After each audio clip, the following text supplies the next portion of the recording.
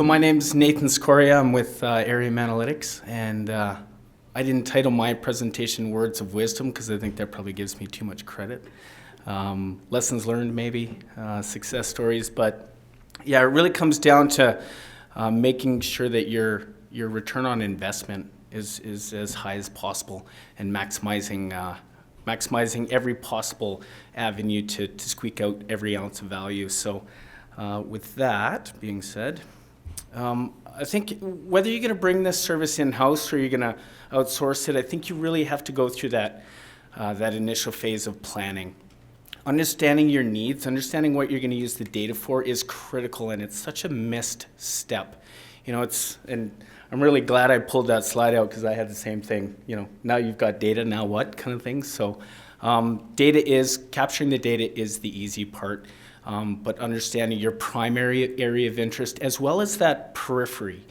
Because far too often what ends up happening is you put a circle on a map, you go out, you fly drones, or you have someone go out and fly drones, and at the end of the day you were just shy of collecting data that could have been useful for another division or another department or an adjacent stakeholder in the area. So in a lot of those instances you can really pull a lot more value out than what you were just originally capturing the data for.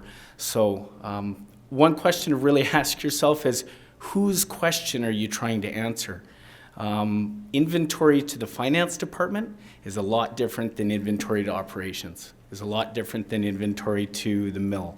So just collecting inventory, that's again maybe a little bit too broad, and I would challenge you to kind of round out your questioning period to try and maximize the users that could actually access your data. That's going to inform choosing the right tool for the job. I think we've heard that a couple times now. Not all RPAS, not all UAVs are created equal. You may not necessarily need super high resolution RTK solutions if you're really just going after that imagery, that high-res imagery. I've got in there a little bit of a sports analogy, but failing to plan is planning to fail. Again, you want to make sure that you're compliant with the regulations. You are, in fact, liable as the client. So if your service provider does not have the necessary insurance, credentials, and generally speaking, that's going away. We're finding that operators are much more informed, much more skilled, which is great, because now we can focus on the data and we can focus on getting that information out of the data. What are your accuracy and resolution requirements? I'll get to that here in a little bit, but absolutely, don't go super high res if you don't need it, because there are collection implications and there are processing implications.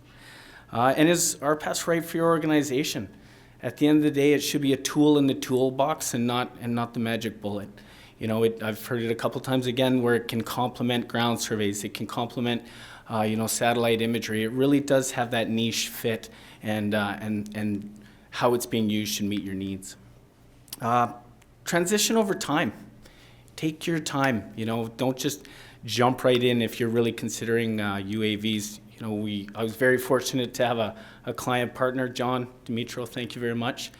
They gave us a nice long runway, about 2 years, to really hone our processing and our workflow, and we were really able to leverage our relationship to get a great product at the end of that effort.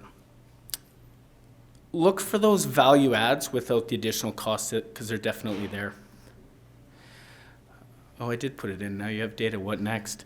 Demystifying big data, which everybody's somewhat familiar with now with data science. That business intelligence, where you're data mining and trending from existing or past results, versus the traditional statistical model, which is when you're getting into a little bit more predictive analytics, and then obviously the whiz-bang of machine learning and automation. So get comfortable with those terms, they're not going away. Ultimately, at the end of the day, we're all trying to get to this informed decision making, and the more homework that you're able to do, the more you're able to inform yourselves, the better you're able to either inform those in your organization how to deploy this technology, or at least ask the right questions and get a good cost, get a good estimate from a service provider. One last point, error tolerance. We're never going to eradicate error. You have to be comfortable with it, whether it's operational operational or computational, that will allow your interpretation of the results to be that much more refined. So, thank you.